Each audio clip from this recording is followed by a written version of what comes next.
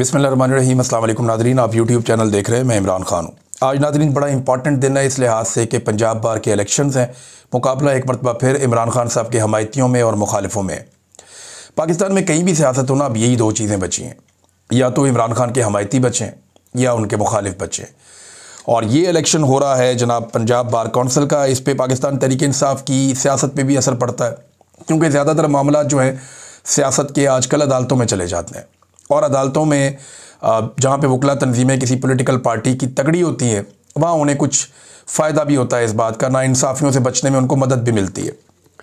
तो पंजाब की जो पाकिस्तान तहरीक इंसाफ है, उन्होंने ये हुक्म भी जारी किया है कि तमाम जो अरकान हैं, चाहे वो अरकान असम्बली हैं, चाहे वो टिकट होल्डर्स हैं या ओहदेदारान हैं, वो सपोर्ट करें पाकिस्तान तहरीक इंसाफ के हमायत याफ्ता उम्मीदवारों को। तो दो तरह के उम्मीदवार हैं, इमरान खान साहब के हमायती और इमरान खान साहब के मुखालिफ। तो इलेक्शन का रिज़ल्ट आएगा रात को, आपके साथ मामला शेयर करेंगे। अगले एक दो वीलॉग्स में आपको इसकी तफसीलात बताएंगे कि पाकिस्तान तहरीक इंसाफ के उम्मीदवार जीत रहे हैं, हार रहे हैं, मामला कहाँ पहुँच रहा है। एक और इम्पॉर्टेंट खबर है, सुहेल अफरीदी जो है वो एस्टेब्लिशमेंट को भारी पड़ना शुरू हो गया। देखिए, इमरान खान साहब ने अपना अफरीदी लॉन्च किया, उसके मुकाबले में एस्टेब्लिशमेंट ने अपना अफरीदी लॉन्च किया। एस्टेब्लिशमेंट का जो अफरीदी है वो शाहिद अफरीदी है, और वो सिर्फ आप जानते हैं वो किस काम के लिए आते हैं। शाहिद अफरीदी साहब उन लोगों में से हैं जिन्हें लगता है कि जो करता है फ़ौज करती है, और जो भी होगा वो फ़ौज ही करके उनको देगी। हम फ़ौज की इज़्ज़त करनी चाहिए, एहतराम करना चाहिए, और उनकी कुर्बानियों का भी जो है वो अगर आप जायज़ा लें तो फ़ौज ने बड़ी कुर्बानियाँ भी दी हैं बाज़ औक़ात, और उन्होंने दहशतगर्दी के ख़िलाफ़ जंग में कुर्बानियाँ दी हैं, पाकिस्तान की सरहद की वो हिफाजत करते हैं, तो इस हिसाब से ठीक है। लेकिन शाहिद अफरीदी साहब जैसे लोग हैं वो ये जानते हैं कि पूरा सिस्टम जो है मिलिट्री एस्टेब्लिशमेंट चला रही है, तो वो मिलिट्री एस्टेब्लिशमेंट के सहारे अपनी ज़िंदगी को भी चलाने की कोशिश करते हैं। बहरहाल जो उन्हें कहा जाता है वो उसी चक्कर में पड़ जाते हैं। तो इमरान खान साहब का अफरीदी जो है वो अब इन एक्शन, उसने जो एक स्टेटमेंट दिया है उससे सूरत हाल तब्दील हो गई। जो सुहेल अफरीदी ने ये काम किया ना, ये बहुत ज़बरदस्त काम हुआ है, क्योंकि एस्टेब्लिशमेंट के देखें दो तीन चीज़ें ऐसी हैं जिनमें एस्टेब्लिशमेंट को प्रॉब्लम होती है। खैबर पख्तूनख्वा से एस्टेब्लिशमेंट को मसला क्या है? तीन चीज़ों का मसला है ना। नंबर एक, उन्हें मसला ये कि यहाँ से कोई तहरीक खड़ी ना हो जाए इमरान खान साहब की। अब जब गंडापुर साहब थे तब तो एस्टेब्लिशमेंट बड़ी खुश थी। शेर अफजल मरवत साहब ने यह दावा भी किया कि गंडापुर से आर्मी चीफ आसिम मुनीर भी बड़े खुश थे। तो इमरान खान साहब से, या तो इसका मतलब है इमरान खान साहब का फैसला ये भी ठीक निकला कि गंडापुर को हटा दिया जाए, क्योंकि देखें ना, एक आदमी से अगर इमरान खान भी खुश है और आसिम मुनीर भी खुश है, ये तो मुमकिन नहीं है। या तो एक आदमी इस वक्त, क्योंकि इमरान खान में और आसिम मुनीर में इस वक्त जो मामला पैदा हो चुका है ना, उस मामले के बाद या तो कोई शख्स आसिम मुनीर को खुश रख सकता है या इमरान खान को खुश रख सकता है। लेकिन अली अमीन गंडापुर साहब की मौजूदगी में खैबर पख्तूनख्वा से एस्टेब्लिशमेंट को ठंडी हवा आती थी, इतना कोई प्रॉब्लम होता नहीं था। तो एक तो प्रॉब्लम यह है कि खैबर पख्तूनख्वा से कोई तहरीक खड़ी नहीं होनी चाहिए। दूसरा ये है कि वहाँ के जो वसाइल हैं, मादनियात हैं, उनके हवाले से पूरी दुनिया की नज़र होती है, आपको पता है मादनियात पे। मगरबी ममालिक के अंदर बहुत बड़े बड़े इन्वेस्टर्स बैठे हुए हैं, चाइना की भी नज़र इन्हीं मादनियात पे है। तो उन मादनियात का एक कंट्रोल जो है वो एस्टेब्लिशमेंट के पास होना चाहिए। दूसरी बात ये है, और तीसरा, खैबर पख्तूनख्वा के अंदर ऑपरेशन चलता रहना चाहिए। देखें, जितना ऑपरेशन चलता है ना, किसी एरिया में जब ऑपरेशन होता है तो फोर्सेस की उतनी ज़्यादा रेलिवेंसी बढ़ जाती है। जो ममालिक तरक्की कर रहे होते हैं ना, वहाँ सियासतदानों की रेलिवेंसी बढ़ती है। जिन ममालिक में तालीम और साइंस आगे जा रही होती है, वहाँ पे वजारत साइंस और वजारत तालीम की रेलिवेंसी बढ़ जाती है। जिन ममालिक में सियाहत बहुत ज़्यादा होती है, वहाँ वज़ीर आज़म के बाद सबसे इंपॉर्टेंट वज़ीर सियाहत होता है। अब इसी तरह जो पाकिस्तान जैसा मुल्क है, वहाँ पे सारे मामलाती दिफाई हैं, लिहाजा जो दिफा के इदारे हैं वही इंपॉर्टेंट हो जाते हैं। वज़ीरों की तो यहाँ पे औकात कोई नहीं है, तो एस्टेब्लिशमेंट सारे मामला चलाती है। तो जितना ज़्यादा बदअमनी रहेगी उतनी ज़्यादा रेलिवेंसी रहेगी सिक्योरिटी फोर्सेस की। लिहाजा खैबर पख्तूनख्वा में एक ऑपरेशन और चाहिए। हालांकि लगातार खैबर पख्तूनख्वा में गुज़िश्ता कई दहाइयों से ऑपरेशन ही होते चले जा रहे हैं, लेकिन अमन नहीं आ रहा। बलूचिस्तान लगभग 50 साल से ऑपरेशन की जद में है, अभी तक बलूचिस्तान में बिल्कुल अमन नहीं आ सका।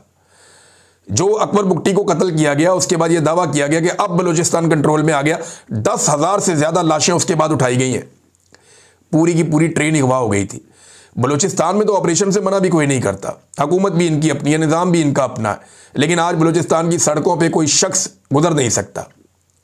पूरा कंट्रोल बलूचिस्तान के ऊपर जो है वो दहशतगर्दों ने ऐसा किया हुआ है कि आप खुलकर वहाँ फेर ही नहीं सकते। अभी मेरे कोई जानने वाले लोग हैं, वो बरतानिया से बाई रोड गए पाकिस्तान, उन्होंने पहुंचना था खैबर पख्तूनख्वा। अब ईरान तक उन्हें कोई प्रॉब्लम नहीं हुई, वो पूरा यूरोप घूमते गए, तुर्की घूमते गए, ईरान घूमते गए, ईरान तक उन्हें किसी किस्म का कोई प्रॉब्लम नहीं हुआ। प्रॉब्लम कहां पे हुआ? उन्हें 15-20 घंटे इंतजार करवा दिया वहां पे तफ्तान बॉर्डर के ऊपर कि जनाब जब तक सिक्योरिटी क्लियरेंस नहीं होगी, बंदे इकट्ठे नहीं होंगे, हम आगे पीछे गाड़ियां नहीं लगाएंगे, जब तक टाइम ठीक नहीं होगा, दिन का उजाला नहीं होगा, हम उस वक्त आपको लेकर जाएंगे, बेस्ट टाइम आप आने दें। तो जिस इलाके में इतने लंबे अरसे से कई दहाइयों से ऑपरेशन चल रहा है, वहां पे अगर ये हालात हैं तो फिर आप खैबर पख्तूनख्वा को ऐसा बनाना चाहते हैं, तो ऑपरेशन उनको वहां पे चाहिए। अब ऑपरेशन के हवाले से ये जो अभी किया ना सुहेल अफरीदी ने, इमरान खान वाले अफरीदी ने, ये कमाल काम किया। तमाम सियासी जमातों के कायदीन से टेलीफोनिक रब्ता किया सुहेल अफरीदी ने, मौलाना फजल रहमान से रब्ता किया, एमल वली खान से रब्ता किया, सराजुल हक से रब्ता किया, अमीर मुकाम, आफ्ताब शेरपाव और मोहम्मद अली बाचा समेत दीगर बहुत सारे लोगों से उन्होंने रब्ता किया और अमन व अमान की सूरत हाल पर इन सबके साथ बातचीत की। उन्होंने कहा जनाब इस पर कोई दो राय है ही नहीं हम सबकी कि यहाँ पे अमन और इस्तेहकाम हुकूमत की अव्वलीन तरजीह और यहाँ पे ये होना चाहिए, इसी तरह पाकिस्तान आगे बढ़ेगा। और ये फैसला किया कि एक मुश्तरका जरगा बुलाया जाए और स्पीकर साहब उसके लिए दावत देंगे और वो सबको बुलाएंगे और सारे लोग इकट्ठे हो जाएंगे। तो अब ये अगर सारे इकट्ठे हो जाते हैं ना तो एस्टेब्लिशमेंट के लिए मुश्किल पैदा हो जाएगी। देखिए जब तक ये डिवाइड रहेंगे एस्टेब्लिशमेंट अपनी मर्जी से ऑपरेशन कर सकती है, क्योंकि अलग अलग ये तमाम लोग ऑपरेशन के खिलाफ हैं। एमल वली खान के मुंह के आगे आप माइक करें, वो कहेंगे जी ऑपरेशन नहीं होना चाहिए, हम इसके खिलाफ हैं। आप फजल रहमान के मुंह के आगे माइक करें, वो कहेंगे नहीं ऑपरेशन नहीं होना चाहिए, हम इसके खिलाफ हैं। आप जमात इस्लामी से पूछें, वो कहेंगे जी ऑपरेशन हम नहीं मानते, हम इसके खिलाफ हैं। इवन जो बाकी लोग पाकिस्तान पीपल्स पार्टी और PMLN के मकामी सियासत करते हैं वहां पे खैबर पख्तूनख्वा में, वो भी कोई ऑपरेशन के बड़े हमायती नहीं है। वो ये जानते हैं कि ऑपरेशन की हमायत करने का मतलब ये है कि खैबर पख्तूनख्वा के अंदर अपनी रही सही सियासत को दफन कर देना। वजह यह है कि खैबर पख्तूनख्वा के अंदर आप फिरते रहें, आपको बड़ी मुश्किल से कोई बंदा मिलता है जो ऑपरेशन का हमायती होता है। खैबर पख्तूनख्वा में ज़्यादातर लोग मिलिट्री ऑपरेशन के खिलाफ हैं और वो ये समझते हैं कि मिलिट्री ऑपरेशन जो इतनी बड़ी तादाद में खैबर पख्तूनख्वा में पहले हो चुके हैं, उनसे अमन नहीं आया तो आइंदा अमन कैसे आएगा। वो एक पॉलिटिकल सोल्यूशन चाहते हैं कि जनाब ठीक है, बैठे जरगा बुलाएं, बात करें, ताकत का इस्तेमाल रियासत ज़रूर करें, लेकिन उनके खिलाफ करें जो आगे से गोली चलाते हैं। ये जो कोलेटरल डैमेज है ये ख़त्म होना चाहिए। अब कोलेटरल डैमेज को लेकर कई लोग भाषण दे रहे थे कि जनाब कोलेटरल डैमेज हो गया तो क्या हो गया। भाई पंजाब में करवा के देख लेना आप एक दफ़ा कोलेटरल डैमेज, आप इस्लामाबाद में करवा लें कोलेटरल डैमेज, आप करवा के देख लें अपने बच्चों को, अपनी फैमिलीज़ को, आप कोलेटरल डैमेज के अंदर जाता हुआ देखेंगे, आपको पता चल जाएगा कि ये कितनी खौफनाक चीज़ है कि जो जुर्म आपने किए ही नहीं है, आपको उसका पता ही नहीं है, अचानक एक बम आता है और आप सारे मारे जाते हैं। ख्वाजा आसिफ साहब इसकी तौजीह देते हैं कि जनाब कोलेटरल डैमेज तो होगा, फिर तो सारे मारे जाएंगे, सबको भुगतना पड़ेगा। तो ख्वाजा साहब अगर आपके घर पे ये हो जाए तो आपको भुगतना पड़े तो फिर आप क्या करेंगे। तो दहशतगर्दी हुकूमती पॉलिसीज़ की वजह से आई है, रियासत ने खुद इन दहशतगर्दों को पाला है, तो अवाम इस पर कुर्बानी क्यों दें, अवाम इसमें क्यों मरें, ये है वो बड़ा सवाल जो यहां पे उठाया जाएगा। अब अलग अलग तो ये सारे कहते हैं कि ऑपरेशन नहीं होना चाहिए, लेकिन जब ये इकट्ठे होकर कहेंगे तो खैबर पख्तूनख्वा की मुश्तरका आवाज आ जाएगी कि जनाब मिलिट्री ऑपरेशन बंद किया जाए, हम कोई और सोल्यूशन निकाल कर दे रहे हैं। बातचीत करते हैं, जरगे करते हैं, जहां पे ताकत का इस्तेमाल करना है सूबाई हुकूमत करे, अपनी पुलिस को स्ट्रेंथन करे, इनके वसाइल इनके हवाले किए जाए, इनका पैसा इनके हवाले किया जाए, इनकी मादनियात के ऊपर कब्जा छोड़ दिया जाए, जो खैबर पख्तूनख्वा का पैसा है वो उनको दिया जाए ताकि वो अमन अमान के लिए इस्तेमाल करें। और जहां जरूरत पड़ेगी खैबर पख्तूनख्वा की गवर्नमेंट को, वो पैरामिलिट्री फोर्सेज या मिलिट्री को बुला के ऑपरेशन को आगे बढ़ा सकते हैं। ये इख्तियार भी फिर उनके पास है। तो अब ये मामला जो है वो सुहेल अफरीदी साहब ने कर दिए। एस्टेब्लिशमेंट कोशिश तो करेगी ये कामयाब ना हो, लेकिन बहरहाल ये होने जा रहे हैं और ये जरगा होगा।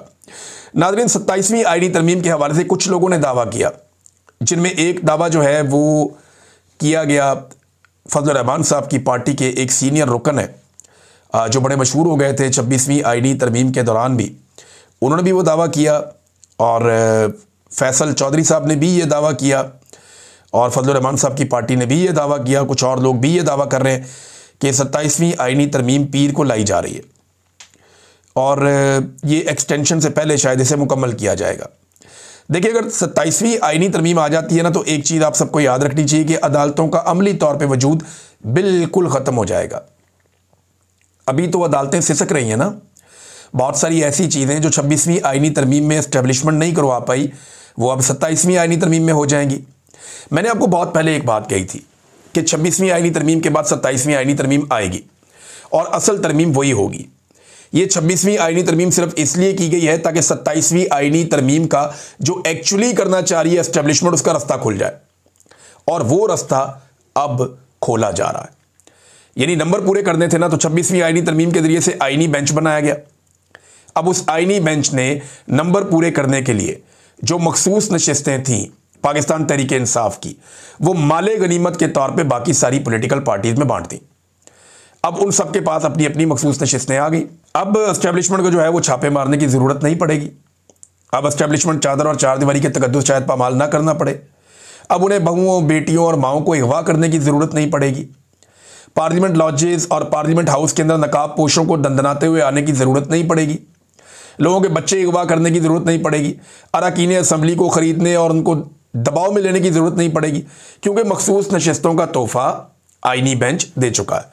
तो ये माले गनीमत को इस्तेमाल करके अब 27वीं आईनी तरमीम लाई जाएगी।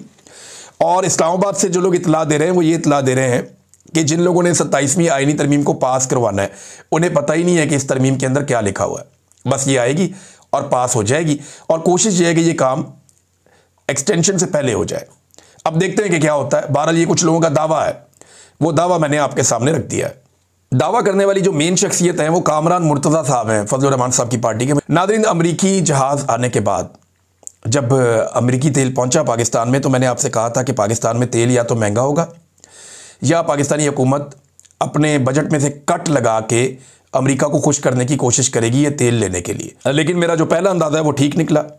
2.5 रुपये और 3 रुपये का इजाफा हो गया पेट्रोल और डीजल की कीमत में, और अभी एक अमरीकी जहाज़ आया। अमेरिका को मज़ीद खुश रखने की कोशिश की जाएगी। पाकिस्तानी कितने भी कोशिश करें अमेरिका को खुश रखने की, मैं एक बात आपको बता देता हूं कि उनके ताल्लुकात भारत के साथ हमेशा बेहतर रहेंगे। ये वक्ती तौर पे एक तातुल जो आपको दिखाई दे रहा है, ये सिर्फ एक धोखा है। अमेरिका का और भारत का जो अलाइंस है वो नेचुरल है। उनके पहले भी मुआहदे हो चुके हैं, और अभी 10 साल एक और दिफाई मुआहदे में अमेरिका और भारत चले गए, और वो बड़े खुश हो रहे हैं। वो बता रहे हैं कि 10 साल का एक दिफाई मुआहदा हो गया भारत और अमेरिका के बीच में। इससे पहले भी भारत और अमेरिका के बीच में बहुत सारे दिफाई मुआहदे हो चुके हैं। और जो लेटेस्ट खबर है वो भी मैं आपको बता देता हूं कि इंडिया और यूनाइटेड स्टेट्स ऑफ अमेरिका के बीच में एक फाइनलाइजेशन हो रही है बायलैटरल ट्रेड एग्रीमेंट की। यानी दो तरफा जो तजारती एक मुआहदा है उसको भी फाइनलाइज किया जा रहा है, और जितने भी इश्यूज़ हैं इन दोनों ममालिक के बीच में टैरिफ समेत, उन तमाम इश्यूज़ को इस वक्त हल किया जा रहा है। और बताया ये जा रहा है कि ये बहुत करीब पहुंच गए हैं एक ट्रेड एग्रीमेंट के, अमेरिका और भारत। तो तारीफ़ें तो ट्रंप साहब करते हैं पाकिस्तान की, और भारत को लगाते हैं अचूके। वो भारत को ये कहते हैं कि जनाब ब्यूटीफुल, ब्रांड न्यू, 7 प्लेन्स, हालांकि पाकिस्तान 6 कहता है, लेकिन वो भारत को टीके लगाते हैं ट्रंप साहब।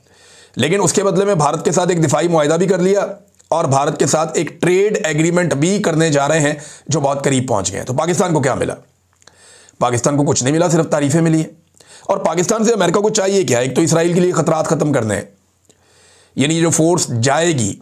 अब ख्वाजा आसिफ दौड़ गए हैं इस बात से कि जनाब हमास को गैर मुसल्लह करने में हम नहीं हैं। कभी कहते हैं, कभी कहते हैं नहीं है। बैरिस्टर अकील जो है वो कोई और बात करता है। ये लोग ना 3 में ना 13 में, इन्हें पता ही नहीं है। सिर्फ मिलिट्री एस्टेब्लिशमेंट को पता है, वो फैसला करेगी और फौज चली जाएगी। जब फौज जानी होगी तो फैसला मिलिट्री एस्टेब्लिशमेंट करेगी। पार्लियामेंट की, काबीना की, वजीर आज़म की, वजीर दिफा की, इनकी कोई औकात नहीं है। ये कुछ नहीं बेचते। जिस वक्त मिलिट्री एस्टेब्लिशमेंट फैसला कर लेगी आसिम मुनीर साहब की फौज भेजनी है, फौज चली जाएगी गजा में। फौज गजा में जाके करेगी क्या, वो आपको पाकिस्तान में कभी कोई नहीं बताएगा। वो बात आपको डोनाल्ड ट्रंप ने और नेतन्याहू ने पहले ही बता दी है। डोनाल्ड ट्रंप ने आपको यह बताया और बार बार बताया कि एक फौज आएगी गजा में। ये जो फौज आएगी ये हमास को गैर मुसल्लह करने का काम करेगी, और ये फौज ये काम करना चाहती है, और ये काम बहुत अच्छे तरीके से वो करेंगे। डोनाल्ड ट्रंप ये कह चुके हैं। और यही फौज इस्राएली सरहदों की हिफाजत भी करेगी। जबकि इसराइल ये बात क्लियर कर चुका है कि हम बताएंगे कि वो जो फौज आएगी उसमें किस किस मुल्क के फौजियों को आने की इजाजत होगी। और ये बात अमेरिकी वज़ीर ख़ारजा बता चुके हैं कि पाकिस्तान को इसराइल ने दे दी है अप्रूवल या एनओसी कि पाकिस्तानी फौज उस फौज के अंदर शामिल हो सकती है जिसको गजा में आना है, जबकि ईरान को, तुर्की को, यमन को और कई मुल्कों को उन्होंने एनओसी नहीं दिया कि उन मुल्कों के फौजी हमें नहीं चाहिए, लेकिन पाकिस्तान के फौजी आ जाएं तो कोई बात नहीं है। तो एक तो इसराइल के बारे में खतरात कम हो जाएं, अमेरिका ये चाहता है कि पाकिस्तान इसराइल को तस्लीम भी करे, तो अगर ये सारा कुछ हो जाता है तो तस्लीम भी कर देंगे तो क्या फ़र्क पड़ता है। मजहबी सियासी जमातें तो ठुस हो गई हैं, टीएलपी का जो है वो उन्होंने क्रश करके रख दिया है। वैसे भी टीएलपी पॉलिटिकल पार्टी थोड़ी थी, एक जत्था खड़ा किया था फौज ने, वो उसी तरह वापस बिठा दिया उन्होंने। और दूसरी तरफ अगर आप आ जाएं तो फजलुर रहमान साहब और जमात इस्लामी वो वही करेंगे जो उन्हें मिलिट्री एस्टेब्लिशमेंट कहेगी, वो उनके खिलाफ जाने की गलती नहीं करेंगे। और अफगानिस्तान में अमेरिका चाहता है अपने मफादात हासिल करना, मादनियात पे वो चाहते हैं अपना कंट्रोल करना। ये चाइना को भी चाहिए, अमेरिका भी की चाहिए, ये चाइना को भी चाहिए, अमेरिका को भी चाहिए, और भी लोग इस पर नज़र रख के बैठे रहते हैं। ईरान पे अमेरिका को पता है कि अगर एक तसल्लुत रखना है तो पाकिस्तान के साथ, वहाँ पे भी पाकिस्तान की ज़रूरत पड़ेगी। और भारत के लिए देखें, भारत के तैयारे पाकिस्तान बार बार गिरा रहा है, 2019 में भी गिराए, 2025 में भी गिराए, दोबारा होगा पाकिस्तान फिर गिरा देगा। तो भारत को समझ नहीं आ रही कि उनके साथ हो क्या रहा है। तो अमेरिका ने पाकिस्तान के साथ बड़े करीबी ताल्लुकात अब बना लिए हैं। अमेरिकन ये जानना चाहते हैं कि ये होता कैसे है और चाइना क्या टेक्नोलॉजी पाकिस्तान के साथ शेयर करता है, जिसके बाद पाकिस्तान जो है वो लगातार इंडिया की ये हालत बना देता है। बहरहाल ये तो स्किल भी है ना, एयरफोर्स का अपना स्किल भी होता है। अब भारत जो है वो वहाँ तक नहीं पहुँचा जहाँ पे पाकिस्तान पहुँच गया इस फील्ड में, तो ये भारत का कसूर है। अमेरिका तो इसको ओवरकम नहीं कर सकता, लेकिन अमेरिकन ने अब एक दिफाई मुआहदा कर लिया है भारत के साथ। नाज़रीन, एक और ख़बर है और ये शहबाज राणा साहब ने बताई। वो ये कह रहे हैं कि मिनी बजट टाइप चीज़ आने वाली है जनवरी में, यानी नए साल का तोहफा हुकूमत ये देगी कि आईएमएफ के अहदाफ क्योंकि पूरे नहीं हो पाए।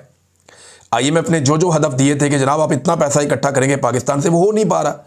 रीज़न क्या है? मईशत चल ही नहीं रही। मईशत क्यों नहीं चल रही? मुल्क में सियासी इस्तेहकाम नहीं है, लोग डरे हुए हैं। लोग पैसा निकालने से डरते हैं कि एक दिन में इनकी पॉलिसी ये होती है, दूसरे दिन इनकी पॉलिसी कुछ और होती है। लोग डरे हुए हैं, कभी ये जंगी बातें करते हैं, कभी अफगानिस्तान से जंग, कभी इंडिया से जंग, कभी किसी और जंग का हिस्सा। तो एक अजीब किस्म के जनून में पाकिस्तान को मुब्तला किया हुआ है। ना वहाँ पे सियाहत का काम है, ना किसी और चीज़ का काम है।